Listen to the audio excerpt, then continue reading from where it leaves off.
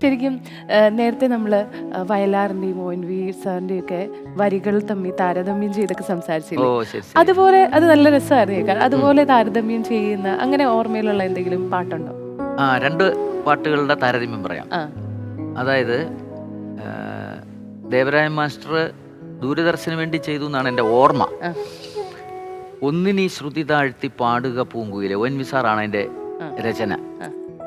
ഒന്നിനി ശ്രുതി താഴ്ത്തി പാടുക പൂങ്കുയിലെ എന്നോ മലുറക്കമായി ഉണർത്തരുതേ, എന്നോ മലുറക്കമായി ഉണർത്തരുതേ. ഒന്നിനി തിരിതാഴ്ത്തു ശാരദ നിലാവേ, ഈ കണ്ണിലെ കിനാവുകൾ കെടുത്തരുതേ, കണ്ണിലെ കിനാവുകൾ കെടുത്തരുതേ. ഇതേ ആശയമാണ് പുഷ്പമംഗലയാം ഭൂമിക്ക് വേളിപ്പുടവയുമായി വരും വെളുത്തവാവേ എന്നുള്ളത്. പുഷ്പമംഗലയാം ഭൂമിക്ക് വേളിപ്പുടവയുമായി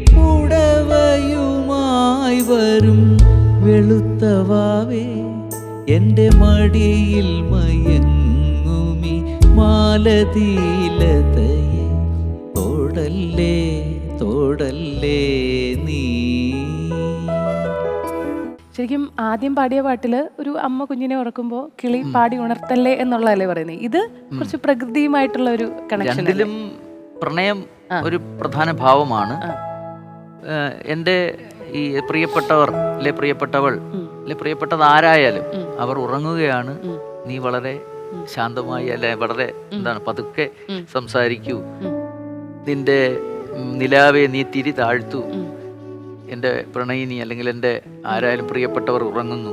അപ്പൊ ആ ഒരു സങ്കല്പത്തിലാണ് പാട്ടുകൾ വരുന്നത്. ഇതിലും അങ്ങനെയാണ്, രണ്ടാമത്തെ പാട്ടിലും അങ്ങനെ തന്നെയാണ്. ശരിക്കും ഇതൊക്കെ കേൾക്കുമ്പോൾ ഈ കണക്ഷൻസ് മനസ്സിലാവുമ്പോൾ എന്താണ് അപ്പൊ തോന്നുക? ഒന്നിൽ നിന്ന് ഇൻസ്പയർഡ് ആയിരിക്കുമോ അത്, അല്ലെങ്കിൽ തീർച്ചയായും അല്ലാണ്ട്? അല്ല, പിന്നെ ഇൻസ്പയർഡ് ആയിട്ട് പല പാട്ടുകളുമുണ്ട്.